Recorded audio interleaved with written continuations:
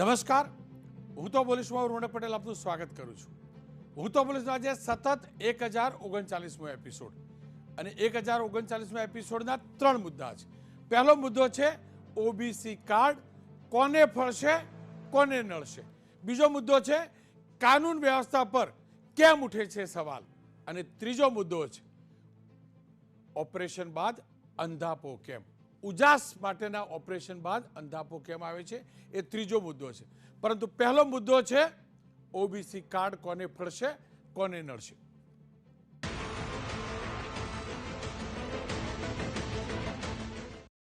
આપણા દેશમાં ચૂંટણી આવે એટલે દર વખતે કંઈક ના કંઈક નવા મુદ્દા આવી જાય છે.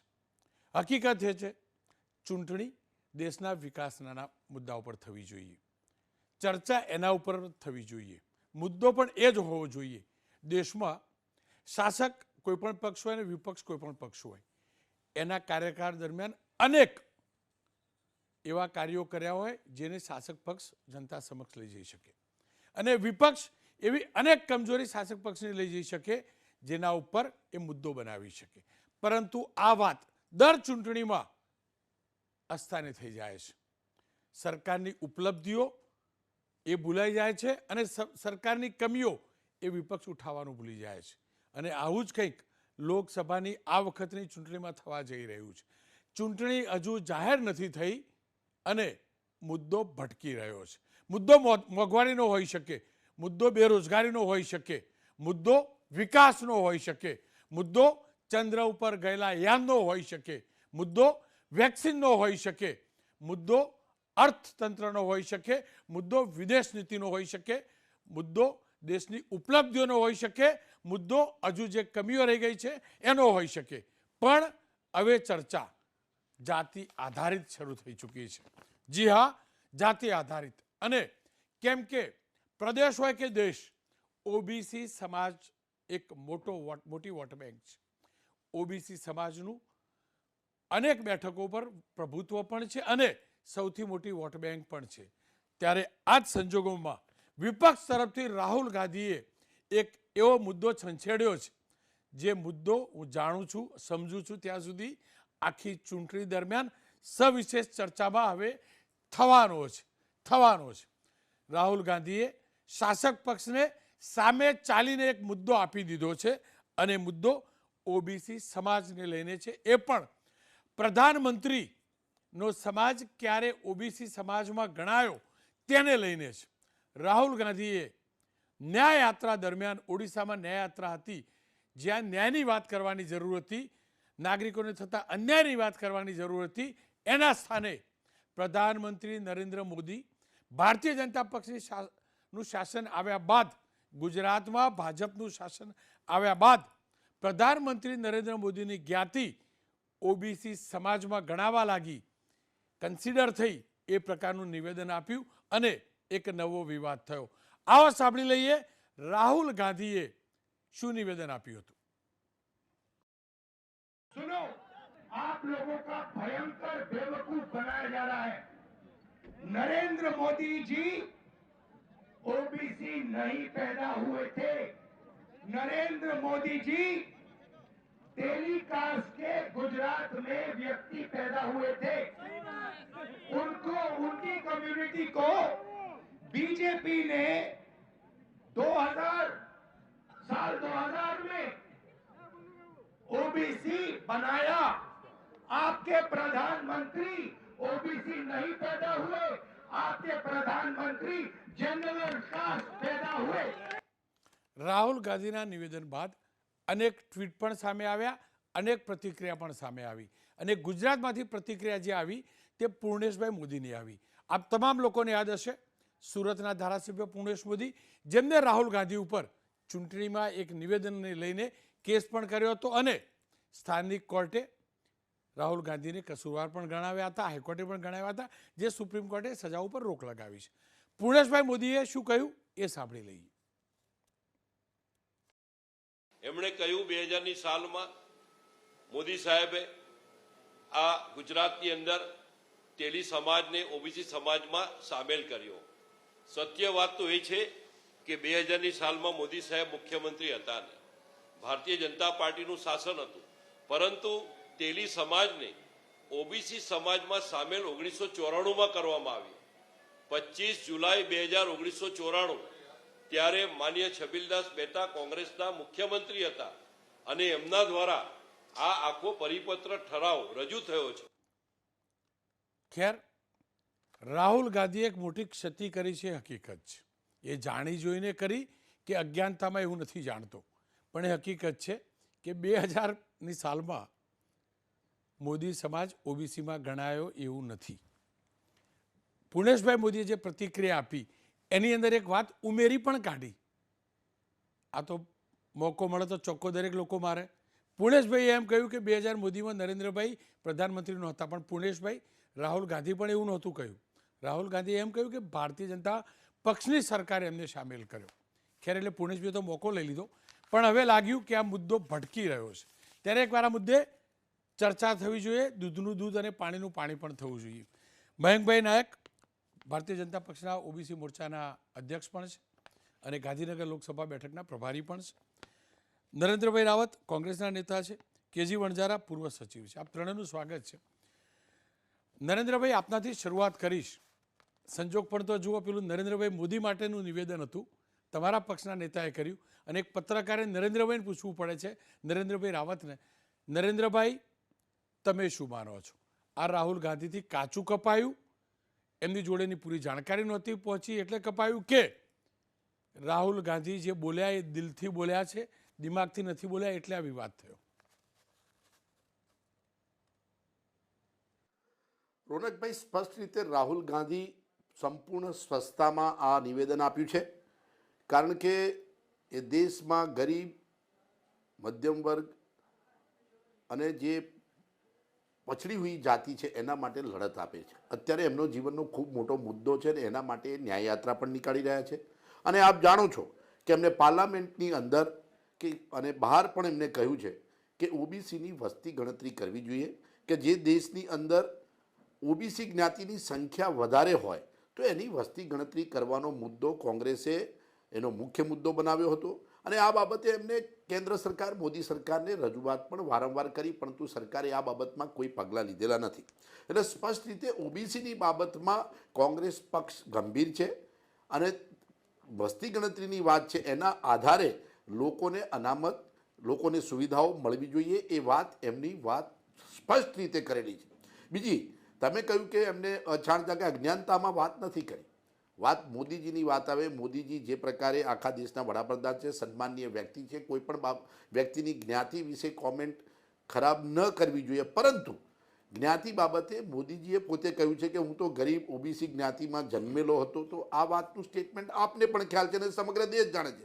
અને એ ગરીબની બાબતમાં એમણે ઘણી બધી બાબતોમાં એ બોલી ચૂક્યા છે કે હું ગરીબ. પણ હકીકત એ છે કે જે વાત રાહુલજીએ વાત કરી એ સ્પષ્ટ છે. એમને સ્પષ્ટ એક જ વાત કરી કે મોદીજી જન્મજાત બક્ષીપંચ કે ઓબીસીના નથી, એ સવર્ણ જ્ઞાતિમાં જન્મ્યા હતા. 2001માં એ જ્યારે મુખ્યમંત્રી બન્યા એ પહેલાંના 17 મહિના પહેલાં એમની જ્ઞાતિને, મોદી ઘાંચી જ્ઞાતિને એમને ઓબીસીમાં ગણવામાં આવ્યા હતા. તો વાસ્તવિકતા છે. અને આ વાતનું સમર્થન ભારતીય જનતા પાર્ટીના કેન્દ્રીય મંત્રી પ્રહલાદ જોશીએ એમના પોતે પણ ઉલ્લેખ કર્યો છે કે જે વાત સ્પષ્ટ છે કે 5 દાયકા સુધી મોદી જ્ઞાતિ એટલે કે મોદીજીની જ્ઞાતિ બક્ષી પંચમાં નહોતી, એ સવર્ણ જ્ઞાતિમાં હતી. એટલે રાહુલજીએ કોઈ ખોટી વાત નથી કરી.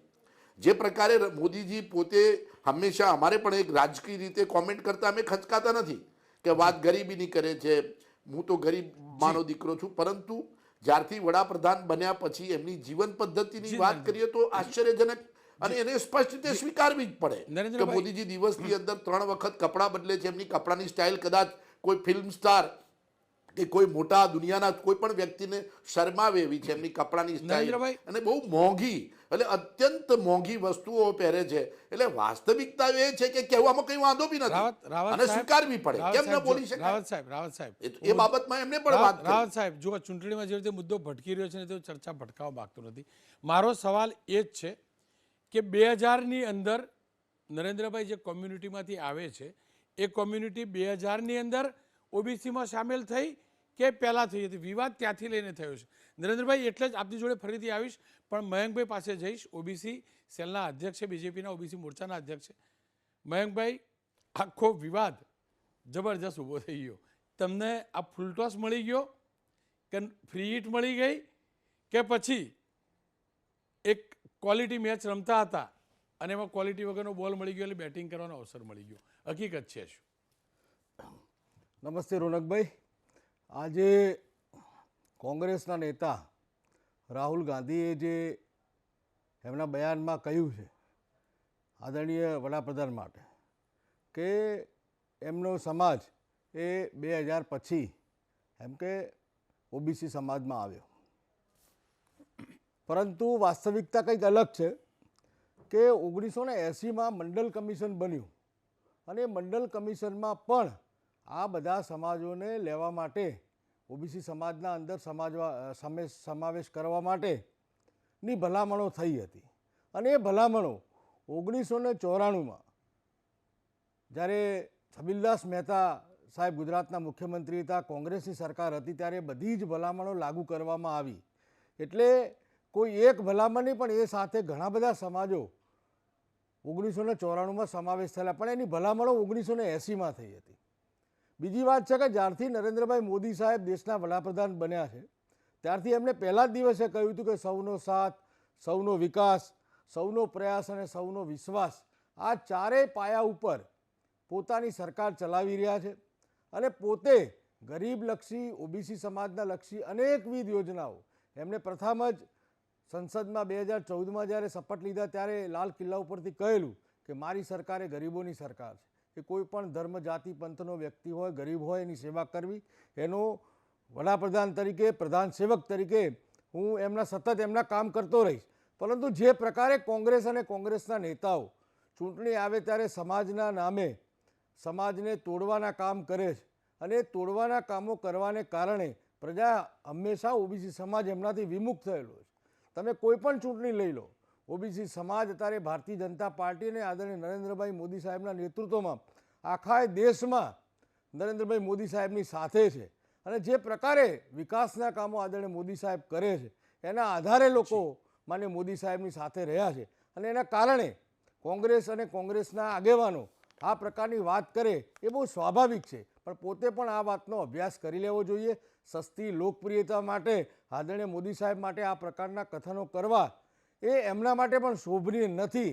અને આવનારા દિવસોમાં આ પ્રકારે ઓબીસી સમાજનું અપમાન કરવાનું જે એમને કૃત્ય કર્યું છે એને અમે ઘોર નિંદા કરીએ છીએ કે આ પ્રકારનું કૃત્ય દેશના વડાપ્રધાન માટે, કે જે કોઈ પણ ધર્મ, સમાજ, પંથના હોય, પરંતુ વડાપ્રધાન હોય છે અને એમના માટે જાતિગત આવા ઉચ્ચારણ કરી અને દેશના વડાપ્રધાનશ્રીનું પણ અપમાન કર્યું છે. એટલે મારી આપને ટીવી મુદ્દાના માધ્યમથી વિનંતી કરું કે આ પ્રકારના ભવિષ્યમાં આપ આવા ઉચ્ચારણ ન કરો, એ આપના માટે પણ હિતાવહ છે. જી, ખેર, મયંકભાઈ એમ કહી રહ્યા છે અને એ ડોક્યુમેન્ટ પણ લઈને આવ્યા છે. ડોક્યુમેન્ટ મેં સ્ક્રીન ઉપર બતાવ્યા પણ છે કે 1980માં એ પ્રસ્તાવ હતો અને આપ એ ડોક્યુમેન્ટ જોઈ શકો છો જે મયંકભાઈ એમને આપ્યા છે. અને પ્રસ્તાવ બાદ 2000 પહેલાં જ્યારે કોંગ્રેસની શાસન હતું, છબીલદાસ મહેતા મુખ્યમંત્રી હતા, 94ની વાત કર્યા છે, 1994માં, ત્યારે નરેન્દ્રભાઈની જ્ઞાતિને ઓબીસીમાં સામેલ કરવામાં આવ્યું. બંધારણમાં ખરેખર શું થયું હતું સૌથી વધુ વણજારા સાહેબ જાણે છે. વણજારા સાહેબ નરેન્દ્રભાઈની જ્ઞાતિ ખરા અર્થમાં ક્યારે ઓબીસીમાં આવી હતી? શું રાહુલ ગાંધીથી અર્ધસત્ય બોલાઈ ગયું છે? રાહુલ ગાંધી જોડે પૂરી જાણકારી નહોતી કે રાહુલ ગાંધી જે બોલ્યા છે એ સત્ય છે?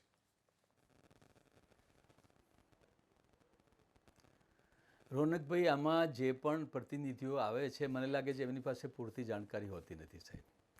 હવે આવા ખરેખર તો પહેલાં 2000ની અંદર ઘાંચી જાતિ ઓબીસીમાં આવી છે એ વાત બી બરાબર નથી. ખરેખર 1999ની અંદર ફર્સ્ટ ટાઈમ આ કેન્દ્રીય જે લિસ્ટ છે એની અંદર ઓબીસી જાતિમાં ઘાંચી, તેલી અને મોઢ ઘાંચી 3 શબ્દો સાથે સાહેબ આ જાતિનો સમાવેશ થયો હતો. હું આપને કહું, અને આ મંડલ કમિશનની ભલામણથી થયું હતું સાહેબ. મંડલ કમિશનની રચના 1978માં મોરારજી દેસાઈ વખતે થઈ. નરેન્દ્ર મોદી 28 વર્ષના હતા અને સંઘના પ્રચારક હતા. એને આ રિપોર્ટ સબમિટ કર્યો. 1980ની અંદર ઇન્દિરાજીની સરકાર હતી, નરેન્દ્રભાઈ 30 વર્ષના હતા અને સંઘના પ્રચારક હતા, એમની સાથે કંઈ લેવા દેવ નથી. આ મંડલ કમિશનની અંદર જ ગુજરાતની 105 જાતિઓને ઓબીસીની સેન્ટ્રલ યાદીમાં લેવાનું નક્કી થયું હતું. એમાં ક્રમ 91 એ આગળ આ તેલી, મોડગાંચી, ગાંચી જાતિને લેવાનું થયું. એટલે આ તો બહુ જૂનો ઇતિહાસ છે સાહેબ. તો આ તો કેન્દ્રની યાદીમાં 1999માં આ જાતિ આવી. નરેન્દ્રભાઈ એ વખતે ગુજરાતમાં એમ મુખ્યમંત્રી નહોતા કે ભારત સરકારમાં પણ એમનો કોઈ ખરેખર હોદ્દો નહોતો. બીજી વસ્તુ કરું, બીજું લિસ્ટ આપણું જે રાજ્ય સરકારની યાદીનું બન્યું, આપણી રાજ્ય સરકારની યાદી 146 યાદીઓની છે. એમાં પણ જે મોડ ગાંચી, તેલી અને ગાંચી જે છે 1994માં બની, એ વાત સાચી છે. એ વાત પણ સાચી છે કે 1994માં છબીલદાસ મહેતાની સરકાર હતી, એ જનતા દળ અને કોંગ્રેસની સંયુક્ત સરકાર હતી અને ડેપ્યુટી મુખ્યમંત્રી સીડી પટેલ હતા સાહેબ. અને સીડી પટેલ સાહેબ પાસે સમાજ કલ્યાણ ખાતું હતું. એમના અને એ વખતે તો બીજેપી તો ઓપોઝિશનમાં હતું. કેશુભાઈ પટેલ, આદરણીય કેશુભાઈ પટેલ ઓપોઝિશન લીડર હતા સાહેબ. એ વખતે આ થયું હતું. અને દર વખતે જ્યારે ચૂંટણી આવે છે ત્યારે મુદ્દો ખોટી રીતે વિપક્ષના નેતાઓ ચગાવે છે, ન ચગાવવો જોઈએ. 2014માં જ્યારે આદરણીય નરેન્દ્રભાઈ મોદીને એનડીએના પ્રાઇમ મિનિસ્ટર કેન્ડિડેટ જાહેર કરવામાં આવ્યા, એ વખતે પણ આ મુદ્દો ચગાવવામાં આવ્યો હતો કે ઉનકી જાતિ કો ઉन्होंने અંદર ડાલ દિયા હૈ. ખરેખર આવું બન્યું નહોતું. એ વખતે મેં ટાઈમ્સ ઓફ ઇન્ડિયાની અંદર એક આર્ટિકલ લખ્યો હતો અને આની સ્પષ્ટતા કરી હતી. 11/5/2014માં મારો આર્ટિકલ સાહેબ અમદાવાદની એડિશનમાં છપાયેલો છે. એ વખતે આદરણીય માયાવતીજીએ પણ આ મુદ્દો ઉપસ્થિત કર્યો હતો. વચ્ચે પાછો આદરણીય ખરગેજીએ પણ આ મુદ્દો ઉપસ્થિત કર્યો હતો.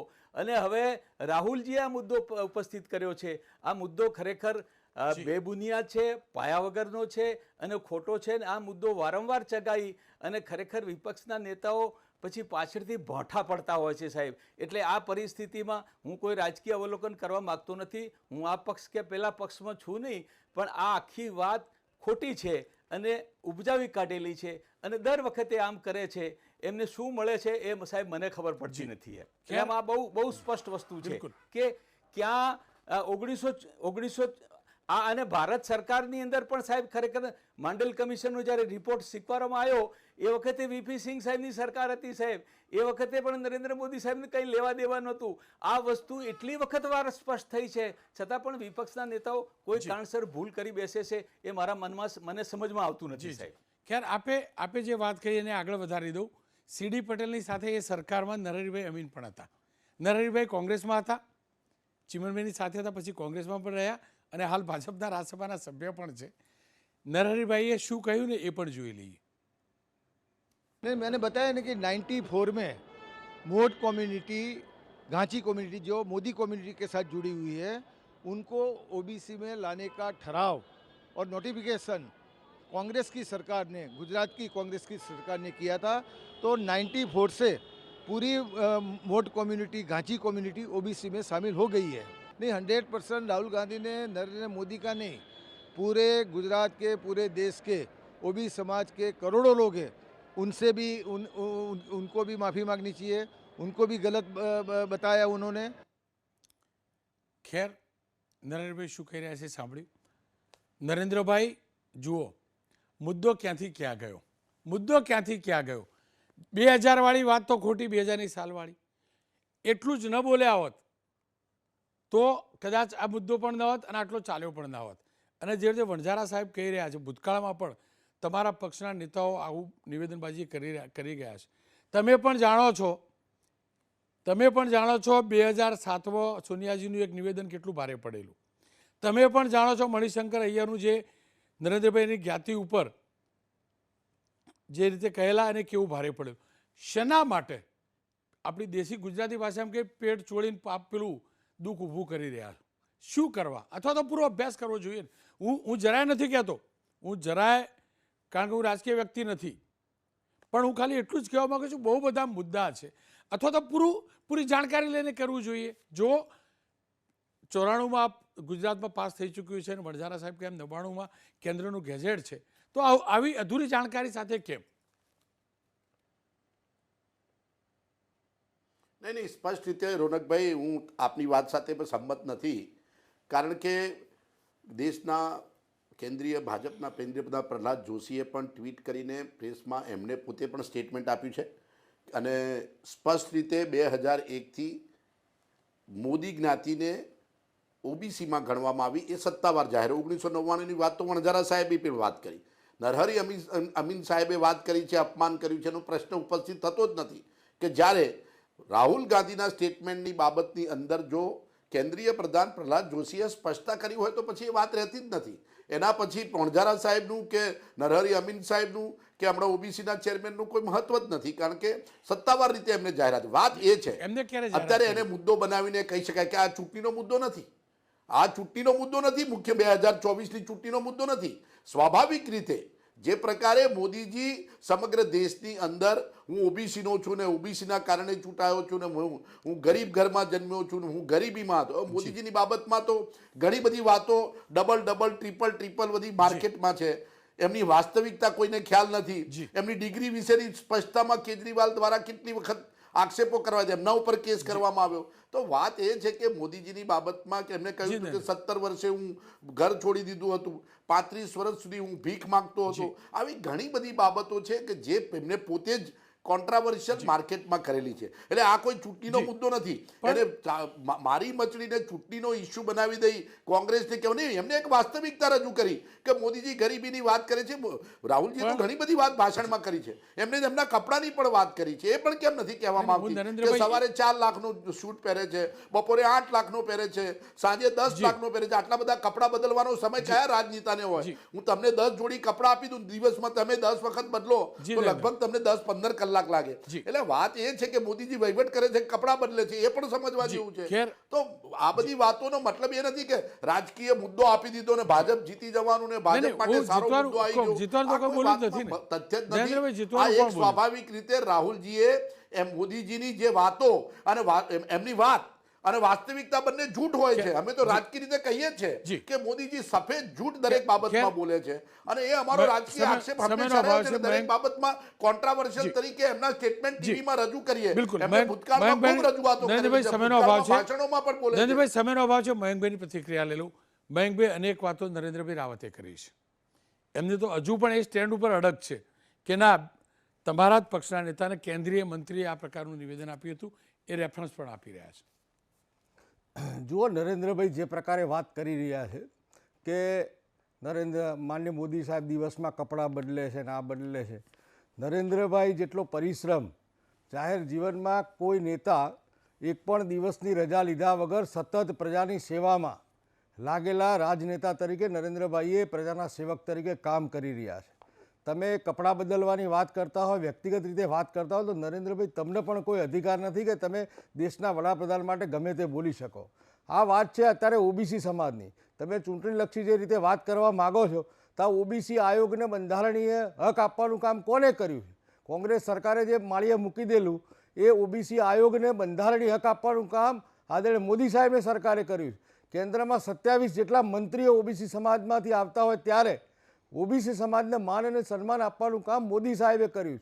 અનેકવિધ યોજનાઓ છે ઓબીસી સમાજ માટે અને એના અમલીકરણ માટે સરકાર અને પાર્ટી અને લોકો કટિબદ્ધ છે અને સરકારની અનેકવિધ યોજનાઓ ઓબીસી સમાજના લાભ અને વિકાસ માટે થઈ રહી છે. આ 108ની ગુજરાતમાં જ્યારે માનનીય મુખ્યમંત્રી તરીકે આદરણીય મોદી સાહેબ હતા ત્યારે 108ની યોજના હોય કે 24 કલાક વીજળીની સામાન્યની યોજના કરું કે કન્યા કેળવણીના લીધે આ બધા સમાજોને જેને ફાયદો થયો છે છેવાડાના માનવીની ચિંતા કરનારા આદરણીય નરેન્દ્રભાઈ મોદી સાહેબના નેતૃત્વમાં થયો છે. અને એટલે જ દેશની અને રાજ્યની પ્રજા આદરણીય મોદી સાહેબ સાથે છે.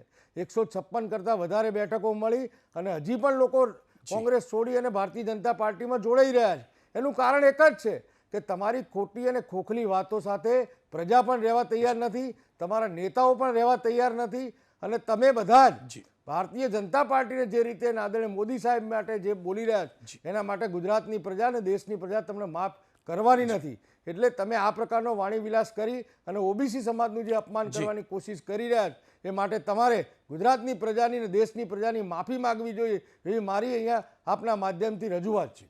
ખેર, વણઝારા સાહેબ એકદમ ટૂંકમાં પ્રતિક્રિયા જોતી હતી, એકદમ ટૂંકમાં પ્રતિક્રિયા જો. તમારો અનુભવ શું કહે છે? શું આ મુદ્દો ચૂંટણીલક્ષી મુદ્દો બનવા જઈ રહ્યો છે? સાહેબ, સાહેબ આમાં ખરેખર આ મુદ્દો ઉપસ્થિત જ ન કરવો જોઈએ. મેં અગાઉ કીધું કે વારંવાર આ મુદ્દો ફેક્ચ્યુઅલી અને લીગલી સેટલ થઈ ગયો છે, છતાં પણ કેમ વિપક્ષના નેતાઓ ઊભો કરે છે મને સમજાતું નથી. બીજો મુદ્દો એમને એ ઉપસ્થિત કર્યો કોઈ જન્મજાત ઓબીસી નહીં, એ પણ વાત બરાબર નથી સાહેબ.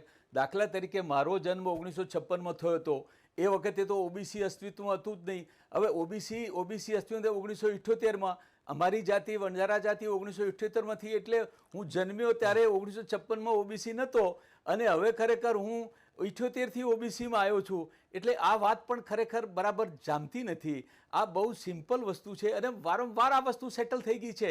એટલે એમને રાહુલ ગાંધીજીએ જે ખરેખર મુદ્દો ઉપસ્થિત કર્યો છે એ બિલકુલ બરાબર નથી અને આ મુદ્દો એમને ખરેખર ઉપસ્થિત ન કરવો જોઈએ. આમાં ખરેખર વિપક્ષના નેતાઓ દે બીકમ વેરી ચીપ. હું શબ્દ વાપરી કે બહુ સસ્તા થઈ જાય છે. મારે રાજકીય અવલોકન કરવું નથી રોનકભાઈ, પણ વારંવાર આ મુદ્દા ઉપર પીછેહટ થવા છતાં પણ આ મુદ્દો ઉપસ્થિત કરવો એ ખરેખર હવે મને લાગે છે કે બૌદ્ધિક દેવાળું ફૂંકવા જેવી વસ્તુ લાગે છે. મારે આ કઠોર શબ્દો, હું કોઈ રાજકીય આગેવાન નથી, મારે ન બોલવા જોઈએ, છતાં પણ હું બોલી ગયો છું.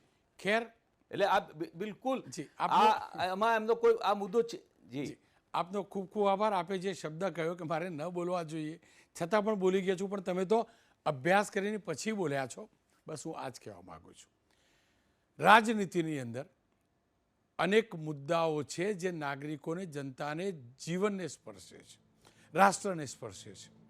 એને પ્રાધાન્ય આપવું જોઈએ.